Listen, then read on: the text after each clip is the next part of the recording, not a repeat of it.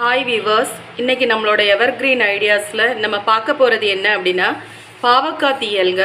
பொதுவாக பாவக்காய் சின்ன பிள்ளைங்கள்லாம் அது துண்டு துண்டாக இருந்தால் சாப்பிட மாட்டாங்க.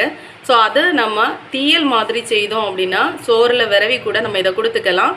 ஸோ அவங்களால அதை எடுத்து வெளியே போட முடியாது. ஸோ அதை எப்படி செய்யலாம் அதை இன்றைக்கி நம்ம பார்க்க போகிறோம். ஃபஸ்ட்டு அதுக்கு என்னென்ன பொருட்கள் தேவைன்னு பார்த்துடலாம். நான் ஒரு பாவக்காய் எடுத்திருக்கேங்க. இந்த பாவக்காய் லேசாக பழுத்துடுச்சு. நான் நேற்றே வைக்கலான்னு பிளான் பண்ணியிருந்தேன், பட் வைக்க முடியலை. அது லேசாக பழுத்துடுச்சு. நோ ப்ராப்ளம், இதே நம்ம யூஸ் பண்ணிக்கலாம். அந்த பாவக்காய் கூடையே நான் ஒரு பல்லாரியும் எடுத்திருக்கேன். இதை இந்த மாதிரி துண்டு துண்டாக வெட்டி வச்சுக்கோங்க. விதையை நீக்கிட்டு பாவக்காவையும் வெட்டி வச்சுட்டு அது கூடயே நீங்கள் பல்லாரியும் சேர்த்து வச்சுக்கோங்க. இதை நம்ம என்ன அப்படின்னா இந்த ரெண்டையுமே சேர்த்து ஃபஸ்ட்டு நம்ம அவிக்கணும். அவிச்சப்புறமா அந்த அவிச்ச பாவக்காவையும் பல்லாரியும் எடுத்து அரைச்சி அதை யூஸ் பண்ணி தான் நம்ம தீயல் வைக்க போகிறோம். அடுத்து புளி, ஒரு பெரிய நெல்லிக்காய் அளவுக்கு புளி எடுத்துக்கோங்க. இது நம்மளோட சாய்ஸ் தாங்க. பாவக்காய் எவ்வளோ கசப்பு இருக்கோ அதுக்கேற்ற மாதிரி நம்ம புளி சேர்த்துக்கலாம். அப்புறமா கொஞ்சமாக சீரகம், ஒரு 6-7 துண்டு பூண்டு, அப்புறம் ஒரு 2 ஸ்பூன் மல்லித்தூள், ஒரு 1 ஸ்பூன் அல்லது 1.5 ஸ்பூன் வத்தல். இதுவும் நம்மளோட எரிப்புக்கு ஏற்ற மாதிரி நம்ம எடுத்துக்கலாம். அடுத்து கொஞ்சமாக நம்ம நார்மலாக மீனுக்கெல்லாம் தேங்காய் எடுப்போம்ல, அந்த அளவுக்கு தேங்காய் எடுத்துக்கோங்க. இவ்வளோ தான் இதுக்கு தேவையான பொருளுங்க. இப்போ இதை எப்படி நம்ம செய்யலான்னு பார்ப்போம். இப்போ பாருங்கள், நான் என்ன பண்ணியிருக்கேன் அப்படின்னா ஒரு பாத்திரத்தில் நம்ம வெட்டி வச்சுருந்த பாவக்காயும் அந்த பல்லாரியையும் சேர்த்து வேக வைக்கிறேன். ரொம்ப வேக விடண்டா, அதாவது மசீர அளவுக்கு நம்ம வேக விடாமல் ஓரளவு இது வெந்ததும் அது கலர் மாறும், அந்த பாவக்காய் கலர் மாறும். அந்த டைமில் நம்ம இதை என்ன பண்ணிக்கலாம்னா ஒரு சீவ் எடுத்து அதில் வடித்து நம்ம எடுத்துக்கலாம். இப்போது இந்த தண்ணி வேஸ்ட் ஆகும் அப்படின்னு கூட நீங்கள் நினைக்கலாம். பாவக்காயில் உள்ள சத்தெல்லாம் அதில் இதை இந்த தண்ணியை நம்ம என்ன பண்ணிக்கலாம்னா சுகர் பேஷண்ட்டுக்கு கொடுக்கலாங்க. வீட்டில் யாராவது சுகர் பேஷண்ட் இருந்தாங்கன்னா அவங்களுக்கு கூட இதை கொடுத்து யூஸ் பண்ணிக்கலாம். அது ஒரு பக்கம் வெந்துட்டு இருக்கட்டும். நம்ம அதே நேரத்தில் என்ன பண்ணிக்கலாம் அப்படின்னா இந்த தேங்காய், புளி, அப்புறமா சீரகம், வெள்ளைப்பூண்டு, மல்லித்தூள், வத்தல், கொஞ்சோண்டு மஞ்சள், இவ்வளோத்தையும் சேர்த்து நம்ம இதை நல்லா வறுத்து எடுத்துக்கிறோம். நார்மலாக சிக்கனுக்கெல்லாம் வறுத்து எடுப்போம்லாம் அந்த மாதிரி இதை நல்லா நம்ம வறுத்து எடுத்துக்கலாம். வறுத்து எடுத்த பிறகு அதையும் அந்த பாவக்காவையும் யூஸ் பண்ணி நம்ம எப்படி பண்ணலான்னு பார்ப்போம். பாருங்கள் வீவர்ஸ், இந்த அளவுக்கு நம்ம வறுத்து எடுத்துக்கலாம். இப்போது அது கூடவே நான் என்ன பண்ணிட்டேன் அப்படின்னா இந்த பாகக்காவையும் வேக வச்சு அதை வடிகட்டி வச்சுருக்கேன். இப்போது இந்த பாகக்காயையும் இந்த மசாலா, அதாவது இந்த வறுத்த தேங்காவையும் சேர்த்து நம்ம நல்லா அரைச்சி எடுத்துடலாம்.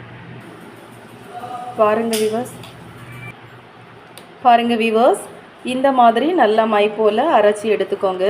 இதில் நம்ம புளி சேர்த்தோம்ல, அதுக்கு பதிலாக தக்காளி விரும்புகிறவங்க தக்காளி கூட சேர்த்துக்கலாம். நான் தக்காளி ரொம்ப எடுக்கலை, ஸோ நான் புளி சேர்த்துருக்குறேன். இது ஆப்ஷனல் தான்.